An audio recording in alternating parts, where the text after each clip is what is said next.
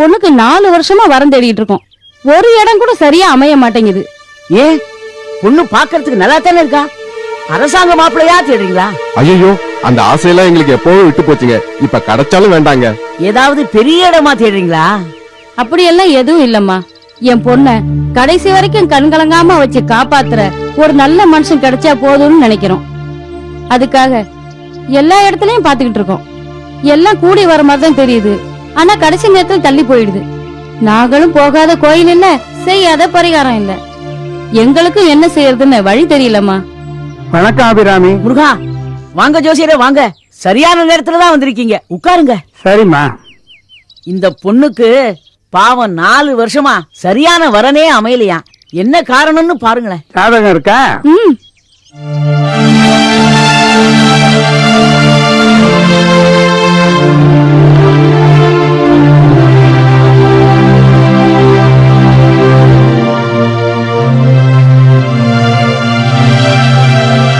உங்க பொண்ணுக்கு செவ்வாய் தோஷம் இருக்கு. அதனாலதான் கல்யாணம் ஆறதுக்கு தடைபடுறது.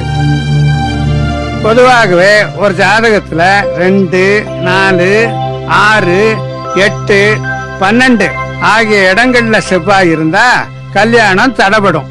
அப்படியே தடைய மீறி கல்யாணம் நடந்தாலும் பிரிஞ்சு வாழ வேண்டிய சூழ்நிலை வரும். அதுவும் தவிர கணவன் மனைவிக்குள்ள ஒற்றுமையே இருக்காது. ஐயோ, என்னென்னமோ சொல்றீங்களே. என் பொண்ணுக்கு கூட அந்த மாதிரி ஆயிடுங்களா? கவலையே படாதீங்க. ஜோதிட சாஸ்திரத்தையே வகுத்த வராகமிகிறார் திருமண தடை நீங்க அருமையான பரிகாரங்களை சொல்லி இருக்கார். அந்த பரிகாரங்களை முழு நம்பிக்கையோடையும் தெய்வ பக்தியோடையும் செஞ்சா உங்க பொண்ணுக்கு நிச்சயமா நல்ல இடத்துல வாழ்க்கை கிடைக்கும். அது என்னன்னு கொஞ்சம் சொல்லுங்க ஐயா. ஒரு மண் குடத்தை எடுத்துக்குங்க. ஏன் மண் குடத்தை எடுத்துக்கணும்னா, மண் செவ்வாயினுடைய ஆதிக்கம் பெற்றது. இந்த பூஜையை ஆரம்பிக்கிறதுக்கு முன்னாடி குலதெய்வம், பெற்ற தாய் தந்தை இவர்களை வணங்கி அவங்களுடைய ஆசீர்வாதத்தோட பயபக்தியோட தொடங்கணும். அந்த மண் குடத்துல கடல் நீரை எடுத்துக்கணும். கடல் நீர் கிடைக்கலன்னா ஆற்று நீர், குளத்து நீர் எடுத்துக்கலாம்.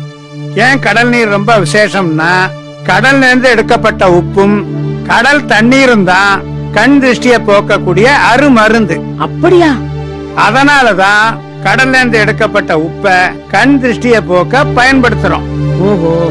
எடுத்துக்கொள்ளும் நீரில் சிறிதளவு மஞ்சள் பொடியை கலந்தால் தண்ணீரின் தோஷம் நீங்கி பலன் சிறப்பாக இருக்கும். ஒரு வாழைப்பூவை எடுத்து அதன் இதழ்களை